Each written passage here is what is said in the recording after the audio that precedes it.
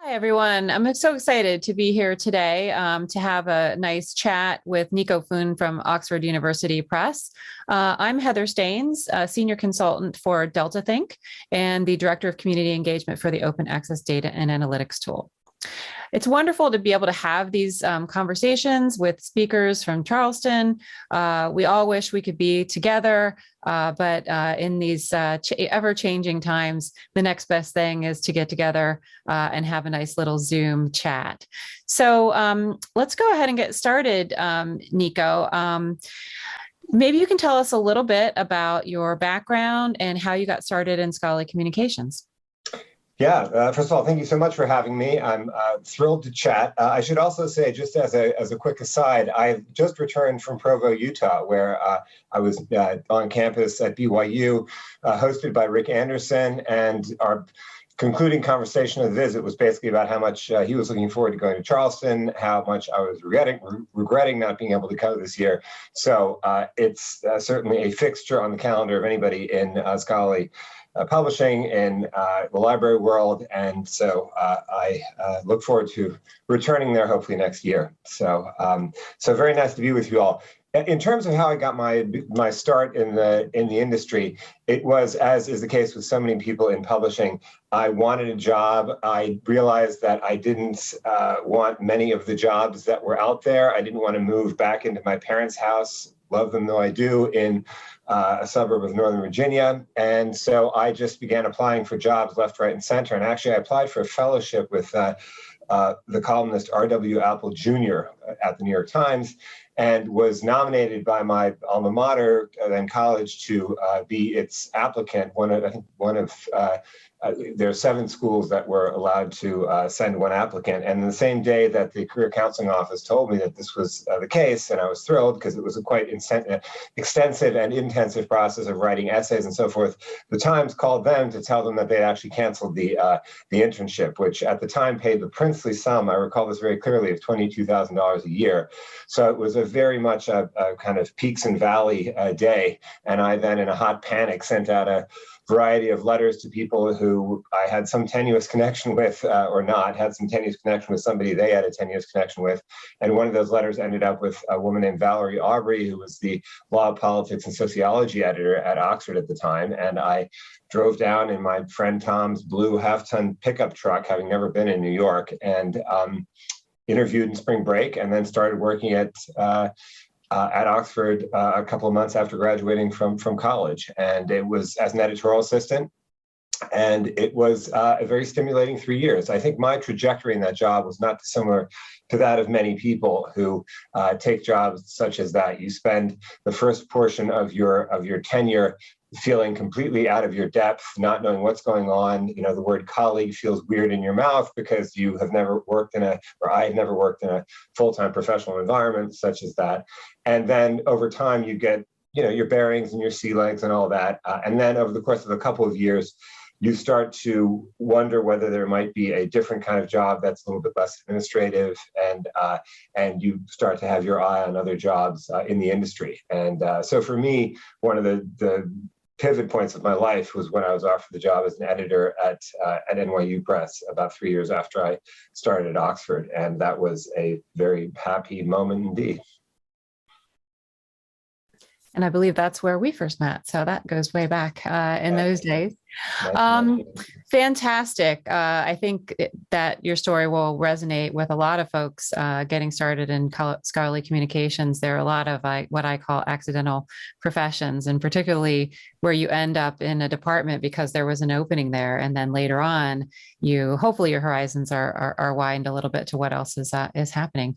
One of the things that we're trying to do at Oxford right now, just as a quick aside, is the career trajectory for people as editorial assistants has historically been quite narrow and very linear. So basically, you go from editorial assistant to assistant editor, associate editor, and then you begin to acquire. And one of the challenges at many university presses, certainly at OUP, is that people tend, once in those jobs, if they're doing them well, they tend not to leave. And that means that there's a real ceiling for people coming up. And so what we've tried to do very consciously is make sure that people realize that there are a variety of directions that you can go in. So it's a little bit less confining than it has been historically. So that's something we've just done in the last year, and the results remain to be seen. But already we've seen some people moving around laterally and into other areas in a way that enables them to progress their careers rather than being sort of lodged in one role for longer than I think they would like to be. Mm-hmm.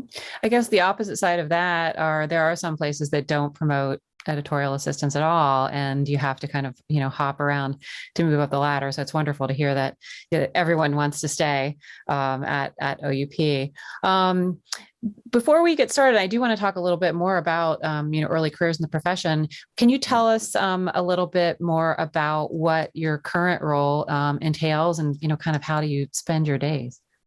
Sure. Yeah, I have a very unusual and oddly bifurcated job. So I essentially am at the head of the editorial function of Oxford in terms of its research publishing. That encompasses all of its academic books publishing, as well as a reference publishing. And so that is the historical publishing role.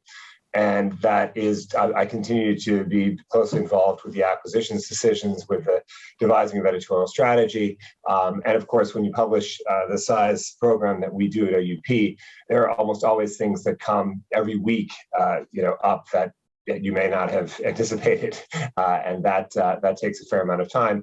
And for the last 8-9 years now, I've also had the role of being the president of our U.S. operations, and that means being in charge of the decisions around things like retirement plans and healthcare benefits, and things that, if I'm entirely honest with you, if 25 years ago, I had been asked if you had asked me that question and I'd answered it as I just did with reference to retirement plans and healthcare benefits, I would have imagined that something had gone seriously off the rails in my life.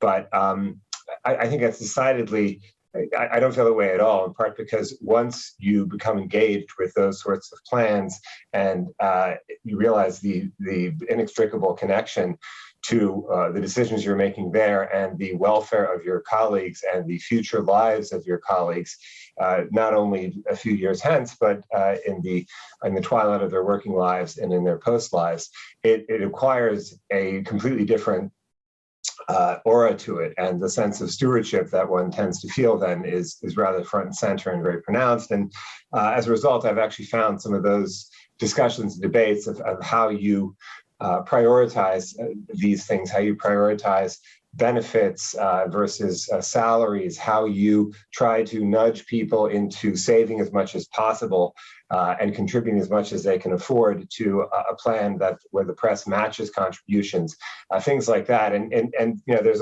a literature, an extensive literature about liberal paternalism, about how you can behaviorally help people make the best decisions for themselves, because we all know that as a species, we generally are terrible about anticipating the needs of our future selves. So that, the $5 cappuccino that you buy today, 25 years from now, if you had pocketed that $5, would be, a lot more.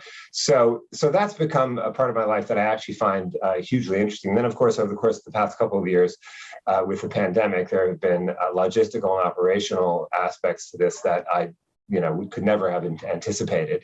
So we are in the process of moving out of our warehouse in North Carolina, in Cary, North Carolina, where we've been for the better part of, probably 25, 30 years. I remember when I was an editorial assistant in the late 80s, earning overtime by going up to Fair Lawn, New Jersey, and packing up the books along with a bunch of other people to be shipped down to the new facility in Cary, North Carolina. So there's a real full circle quality to our now shutting down that facility and moving into Ingram.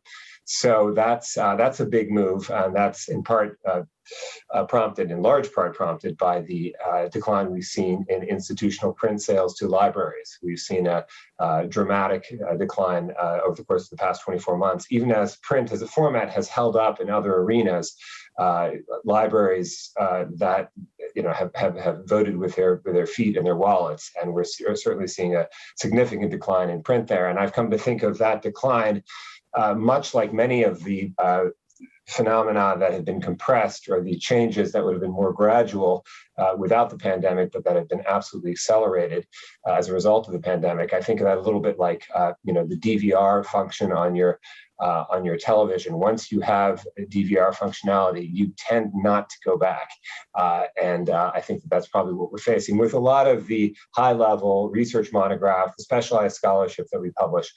For the books that we publish that are intended to be read and are read from beginning to end, I think that print continues and will, for the foreseeable future, be a not only viable but a robust format, as we've seen during the pandemic, when we actually saw print sales of many books go up because we were doing this all day long. And then if you're doing this all day long, and then you have streaming as an option, your eyes might be happy to rest on a static page rather than following a moving image. And so so that's been one of the biggest changes that we're grappling with. And we have 6 floors in Midtown Manhattan as we move into a hybrid working environment, which we're putting in place right now, I suspect the occupancy rate of that office will be significantly lower than it was before the pandemic, and that begs a number of questions as well. So there's a lot going on. It's pretty much at every level, and that's the things I've been talking about now are so far afield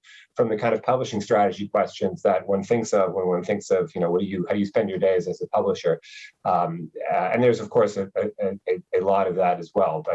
But those things have really have come to the fore over the course of the pandemic. Yeah, it sounds like there's so much going on. And, one of the things I think about publishing as a career is you start out and the things that might attract you at the beginning, particularly if you start in acquisitions like I did, you do less and less of, as you sort of move up the ladder. If we can just talk just a little bit about acquisitions. You've talked about the sales and the like, on the distribution aspect. How have you seen acquisitions change over the time that you've been at it? Yeah, I mean, I would say remarkably little. That's the thing that I find so striking. All these changes that we've seen in broader society and within the industry, the work of the acquisitions editor is largely unchanged. I think that's especially the case, I think, at trade houses, where forming that relationship with an author and working on a project with an author remains the absolute crux of the work. And when you think we had the good fortune for 2 years in a row of winning the Pulitzer Prize. And this was a couple years ago. And the first year we won for a biography of Alan Locke, the often referred to as the father of the Harlem Renaissance. And this was a project that Jeffrey Stewart began working on over a quarter of a century ago. It was put under contract. And he and his editor, Susan Ferber, have worked through 2-3 drafts of this manuscript that was thousands of pages long. And that is the sort of romanticized version of the author-editor relationship. And I think that what we have seen in the industry is probably a slightly more sort of more of a triage approach by academic editors to certain kinds of projects, and also a delineation between the kinds of projects where either the writing is of paramount importance and the kinds of projects, be they in physics, math, natural sciences, where the writing is not crucial. It's the presentation of the information, of the data, of the research, and you want mostly to get the work out quickly rather than labor over the prose. So, but I think that it's been really surprising to me ultimately how little has changed. And I think one of the things that's going to be very interesting over the course of the next decade is to try to gauge how the needs of academics in terms of the credentialization purpose that books serve in the humanities and social sciences, as certain disciplines find that it's increasingly difficult to publish. We've heard now for years about the crisis in scholarly publishing and the fact that books are selling less and less, and libraries used to buy 1,500 copies of everything. And I think we are now at the point in certain disciplines, and certainly some subfields of certain disciplines, where books are reaching the point of no longer being viable, and commercially speaking. And I think that will then start to beg certain questions, whether those are questions about open access, whether those are questions about how tenure committees and hiring committees evaluate scholars. So I think that we're going to see that happening in the next 5 years. And I think that's going to be very interesting to follow, because there's a formidable amount of pressure being exerted on the academy and on the academic publishing industry by the forces advocating for open access. And Oxford's general position on open access has been agnostic to favorable, depending upon where depending on the area of publishing. So we took one of our flagship journals, Nucleic Acids Research, open access, long before open access was on the tip of everyone's tongue. And yet we, like many of the learned societies whose journals we publish, have real concerns about the impact on humanities scholarship, on social sciences scholarship, if we move to an open access environment, when we know that the kinds of funds, the author processing charges and so forth that researchers who are running large labs or what have you can quite easily apply to their articles. That's not the case if you're somebody working in Romance languages or linguistics or sociology.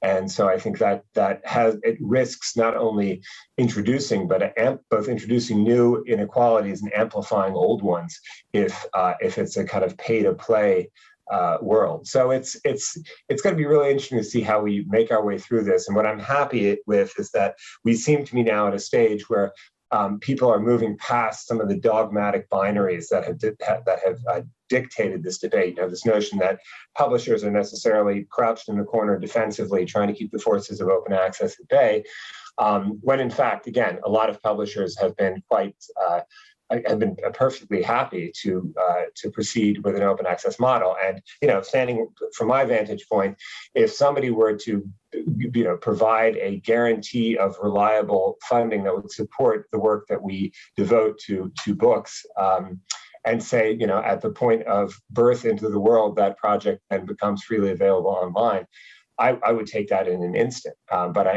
am somewhat suspicious of an over-reliance on a single funder for the support of one's operations, whether that is a governmental body or an individual philanthropist. I think that's what the market does, without sounding like any kind of sort of fetishist of capitalism. It tends to disperse that risk, and that risk is amplified if it's concentrated in a single person, especially given the fickle nature of I would say many governments, including our own, when it comes to funding the humanities. So that's, I think, one thing that's going to be very interesting to track as we move ahead over the course of the next decade or so. Yeah, it's certainly a lot to process if you're an early career person starting out. You and I have talked about this before, so I know it's a topic that you spend a lot of time thinking about. But for folks who are just starting their careers or just started, before everything went haywire, what are some of the things that you guys have been trying at OUP, and what are some of the types of advice that you might give to folks in that class? Yeah, I mean, this was exactly what animated my visit out to BYU, which was intended to come before the pandemic and was delayed until now. And I have to say, I'm always, whenever I go on campuses and talk to young scholars, I try to, when I'm on a campus, to try to reach as many students as possible and talk to them about what a career in publishing looks like, and how it is very much possible to have a professional life that engages you intellectually, that is endlessly stimulating, and that publishing, for all of the ways in which it's depicted in the media, and for all the ways in which we ourselves are constantly talking about the endless crises that we're ricocheting, from one to the next, the industry has proven itself to be astonishingly stable over the course of the time I've been in it. The language of crisis has been hard to reconcile with the actual performance of a lot of publishing houses, and a lot of that is because the industry has been, I think, very good at incorporating technological change and the opportunities that technology offers. And one of my favorite examples of this, of course, is when everybody was talking about what was a very immature and still nascent ebook market. Print-on-demand technology was utterly transforming the kind of long-tail publishing that most academic publishing represents, and we've been enjoying the benefits of that ever since. So I'm always at trying to reverse that narrative of technology as threat, and highlight the fact that technology not just presents a future opportunity, but that it that it has actually enabled our continual survival and thriving.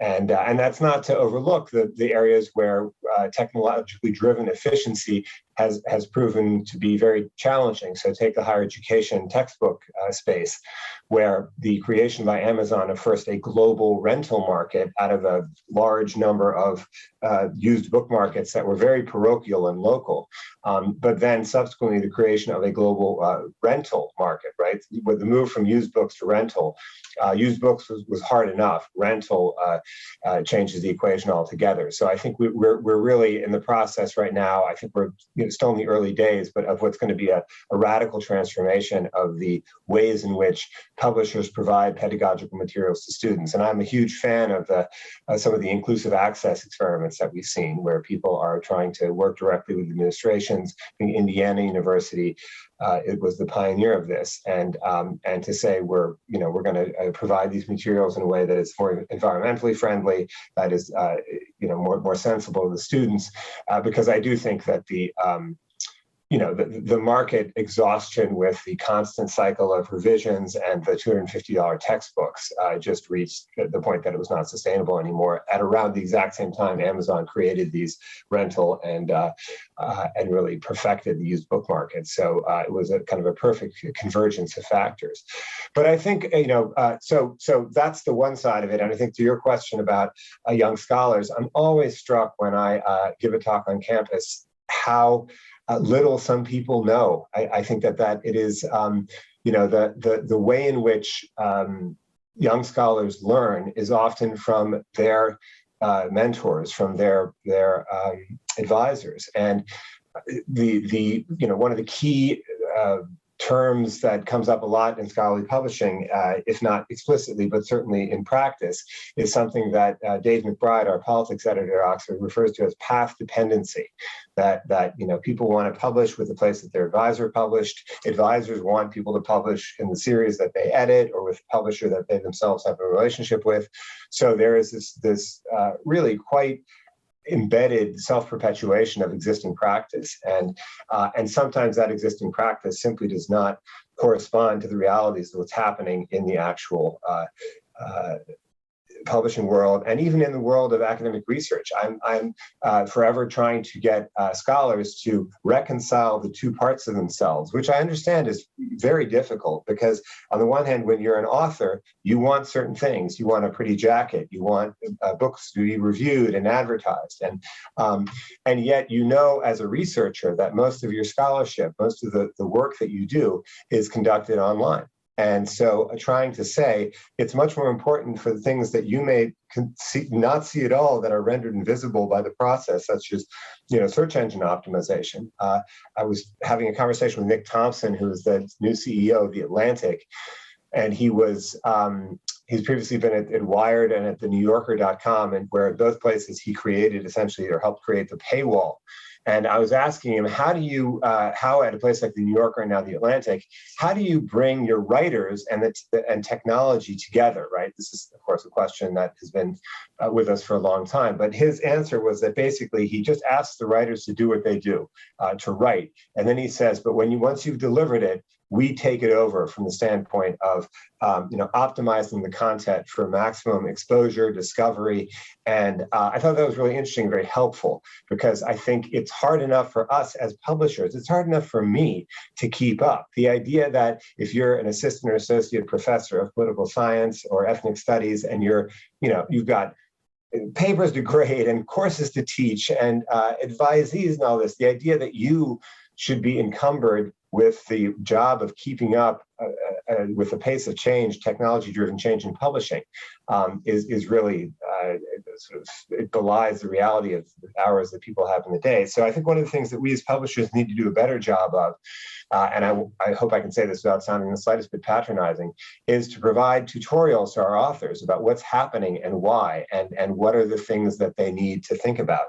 I think, for instance, that I find it on a personal level a little dispiriting that the social media imprint of authors is as determinative a factor as it is for publishers. So if you have 800,000 followers on Twitter and you write a book on a subject X, the chances of you getting a book contract are likely to be significantly greater if you write the same book and you have 12,000 followers on Twitter.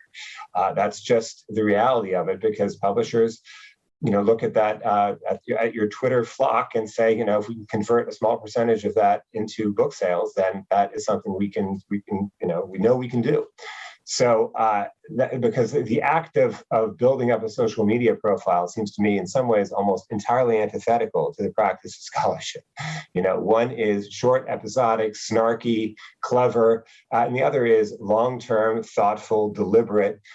So those two things, don't really cohere very well. And so that's, I think, one of the particular struggles now. But my advice would be really much as it has been for a long time, which is, as a first step, take a look at your bookshelf and see what the imprints are on the books that you most value, and then poke around in the preface and the acknowledgments and look for editors whose names are associated with the books that you view as having some kinship with your own, and then contact those people and see if you can whet their appetites in publishing your work. So I think that, despite it all, I am not one of these people who thinks that there are all these great books out there that are going unpublished. I think that's probably less the case now than it has ever been. When I started working in publishing, I think the average number of new ISBNs being issued by the Library of Congress every year was in the 120,000 range. And last I checked, which was a few years ago, that number was over 3 million. And I suspect it's well over that now. And that's because of the rise of author service houses, what used to be called vanity presses. And I think that those books and those publishers are serving a very useful purpose, which is meeting the needs of people who want to appeal to a micro market of people who are interested in the history of their town, or family members who want to read a memoir or a family history, or if somebody has put together a collection of poems or short stories but doesn't want to go through the whole publishing process, just wants to have them in print form to be able to hand out. So that if you had told me, 20 years ago that there would be 3 million new ISBNs being published every year, I probably would have seized up. But it hasn't had much impact on us because our ecosystem is relatively rarefied in that regard, and because the whole review process does actually mean that we exist very much on a parallel track to a lot of those kinds of books. So that's probably one of the most significant changes that I've seen. But in terms of the advice to young scholars, it would really be much along the lines that we have been giving people for a long time, which is cultivate connections, talk to people, make sure that the person that you publish with you feel some affinity for, because this tends to be a long-term relationship, and most of all, get out there and try to learn about the industry and talk to people, which of course now is has been harder over the course of the past 2 years than it was previously, because the obvious places where that happens at conferences and so forth, that's all been shut down, which is another one of the reasons why I'm so keen over the course of the next couple of years of getting out to as many campuses as I possibly can. So if there's anybody out there listening who has thought that it might be useful to invite a publisher to campus, you know where to find me. Oh, we're going to start to hear that your email box is just blowing up. Well, that it's amazing to hear, some of the things that you touched upon, and one of them being that publishing is a relationship business. It's an editor-author relationship, but it's also relationships between folks within publishers and amongst publishers. One of the best pieces of advice I ever got in my early days as an acquisitions editor, when I would go to the American Historical Association, was you should meet all of the folks in every other stand, as many folks as you can meet, because authors will come and go, and the hall will empty out. You will see, though, the folks who are sitting in those seats and other publishers as the years go by, and as you move along. And it is so hard now to build up those relationships, particularly if you're new. What types of things has OUP been doing to kind of bolster relationships during COVID?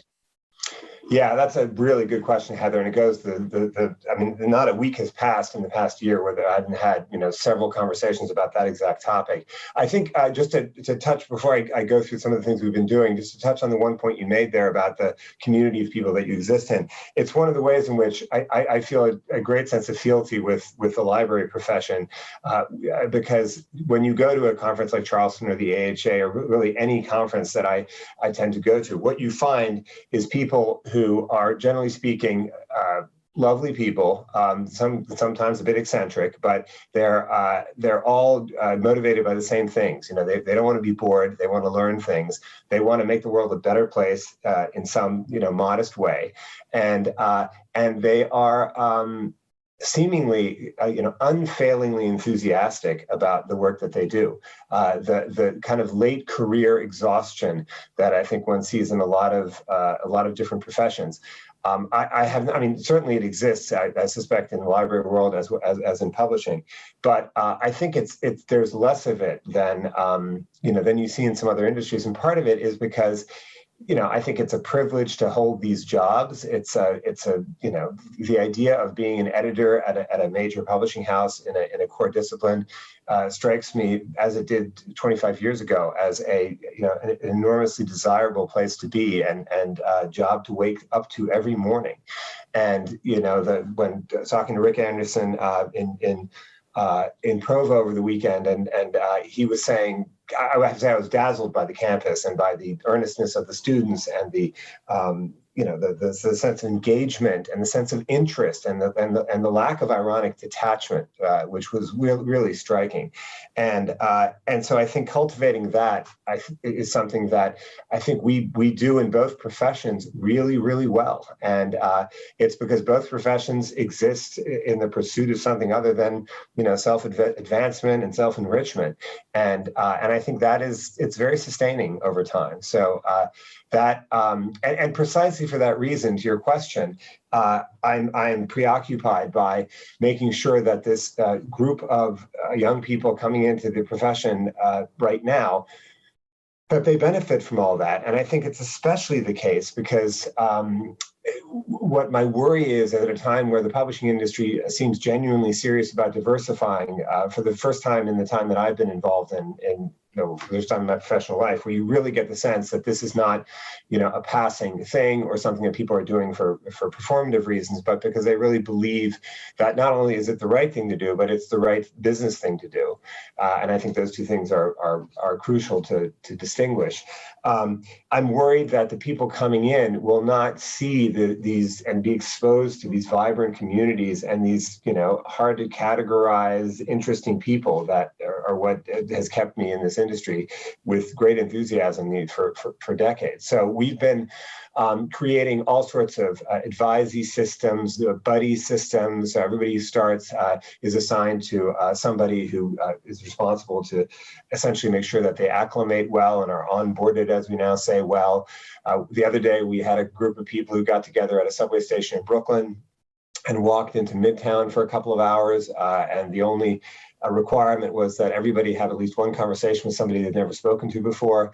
And what I'm trying to constantly do is to toe that line between not somehow in this kind of myopic way that the narcissism of middle age seems to compel one to do, to try to get others to recreate my own experience in my own autobiography, right? Because I think that people communicate differently now than they did when I was at that stage of my career. And also you can't really engineer organic social serendipity from the top down, right? That's kind of contradictory to the notion of organic and serendipity. But at the same time, I do want to make sure that we're bending over backwards to ensure that people feel engaged and connected, because I think publishing and the librarian world, they're sticky worlds, right? People don't, at the end of their career, say, "Oh man, I really wish I'd done something else." What they tend to do is revel in all the people that they met and the associations they've made and the friendships they've built.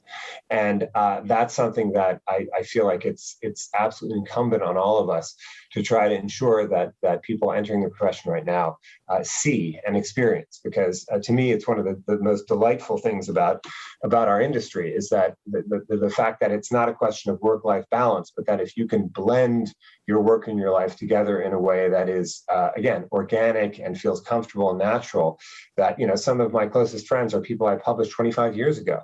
And that to me is really the best of both worlds. And so we're in the early stages of figuring out how we do all these things. But we have a social committee, and we're just talking about now whether we can have some version of a holiday party. But it's really complicated because you still don't want to have large groups of people together. And hopefully that will start to be possible in the not too distant future. But in the meantime, just making sure that every person has somebody they can go to, introducing them to groups of their peers, and doing things a little bit more ploddingly and a little bit more deliberately than is ideal is better than the alternative. And I was saying to a group of people, a year from now, we're going to come back to you on the more or less the anniversary of your start date.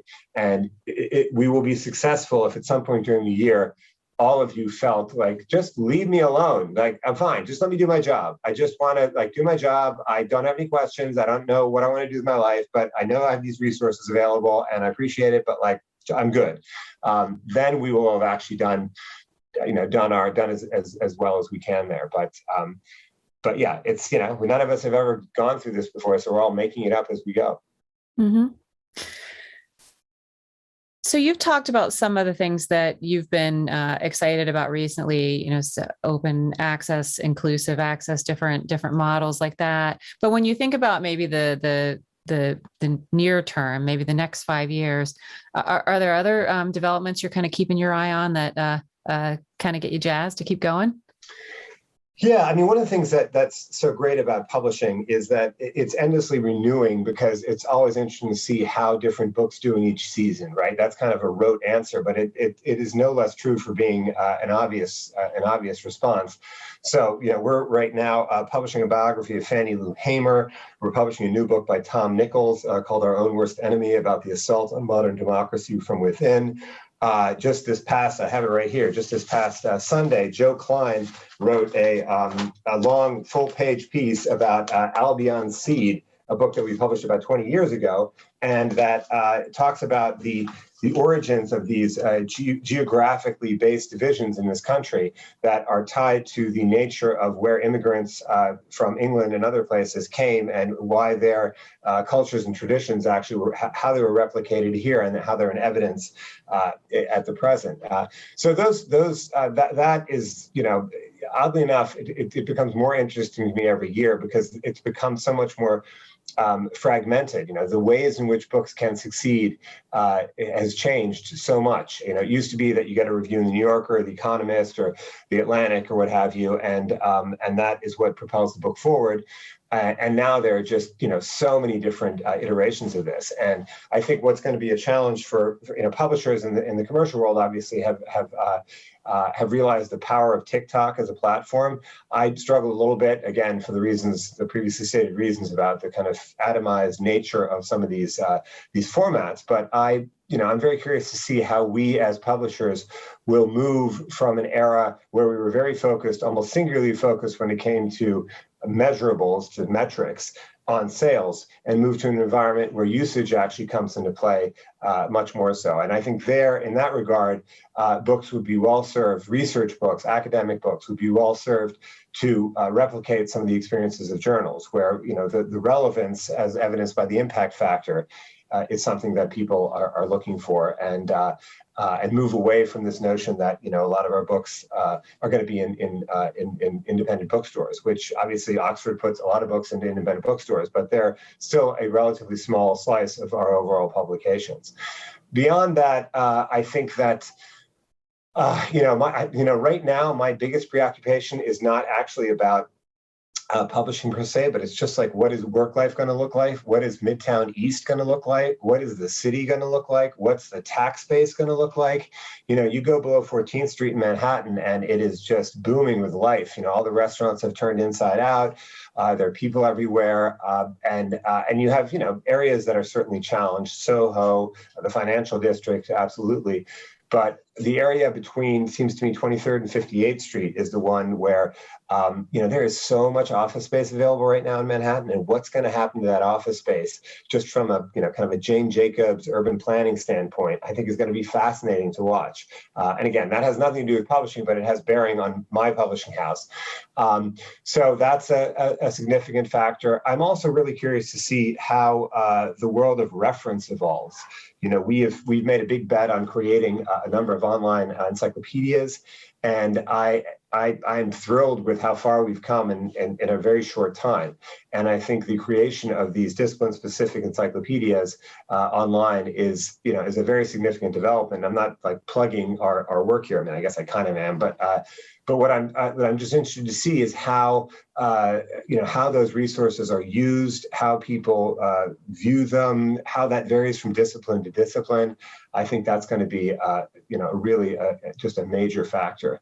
And I'm also going to be interested to watch the evolution of the university press within the university system. We've seen a lot of presses moving into reporting structures where they reported to the dean of the libraries. When I was at NYU as director for a number of years, I reported into the dean of libraries, into Carol Mandel, who was, I think, the head of the ALA at one point. And so the ways in which what used to be a mandate for publishers for university presses that was quite broad-based, I think is for reasons that make sense in many ways, is becoming more regional and more local, and how that continues to evolve, I think is going to be really interesting to see. And so yeah, I mean, there are a lot of things that are in flux, and it's going to be interesting to see how those have changed 5 or 10 years from now. But that's just. But I think this question of what the workplace is, because I think for me, for years, work has really been an activity rather than a location, just because I was always going back and forth between our offices in Oxford and Delhi and North Carolina. And I think that now is the case for pretty much everyone who has an office job, and how that affects our disposition to work. All these articles about the labor shortages and burnt out Americans, leaving their jobs. It's, for all the strains of the past year, I have not felt that kind of burnout. I've felt, a tightness in my temples when I'm on my 9th hour of Zoom or Teams meetings, certainly, but not a sense of, why am I doing this anyway? Like, I should be out, hiking in Provo. That really hasn't settled in on me, and it doesn't seem to be something that is happening to a lot of people in publishing. And again, for the reasons I mentioned, and I think in the library world as well, it seems that the principles that we have and the core beliefs that drive our work forward seem to have gotten through the pandemic pretty well. Yeah, I was reading a little thread on Twitter the other day, and they said, with all of this advice about how to reduce your work stress and how not to be tense at work, they said, what about workplaces that start to think about how not to have a workplace that causes stress and tension in employees, and kind of flipping the script there. So I think that's a really important question. It's been amazing, to speak with you today, and I've got so many follow-on questions that you'll be hearing from me. But just in closing, I wonder if you could just reflect a little bit on your experiences over time, with the Charleston conference. Oh yeah, absolutely. I've spoken a couple of times to Charleston. I think Charleston, to me, embodies the reason why we have physical conferences, is those interstitial conversations, those meetings in the hallways between people. Charleston just seems to me one of the most vibrant examples of that. It's just the right size, the fact that it's always in the same city. So I think that it's a conference that when we had a cocktail party, I think at the last Charleston before the pandemic, and I remember going to the cocktail party and then going out to dinner, and then coming back to the hotel, and there was still like a significant number of people at the cocktail party, which was like 3 hours later. And it was just, people were there, obviously not for professional advancement or for any kind of individual gain, but simply because they enjoyed the company of the people they were with. And I think Charleston really embodies that, like few other conferences. So so I'm really looking forward to returning. And I would just close by reiterating my invitation that I'm really happy to visit people on campuses, to have open-ended conversations, even conversations that people want to have about the role of publishers or what have you in the overall scholarly ecosystem. One of the things I want to do before the pandemic, I was spending a lot of time visiting HBCUs, which was extremely interesting and highlighted to me how tunnel vision some of my campus visits had been, and how much time I'd spent on the Boston to Washington Northeast corridor, and how beneficial it is to get off that corridor. And I'm really hoping to get out more, and look forward to seeing everybody at Charleston next year.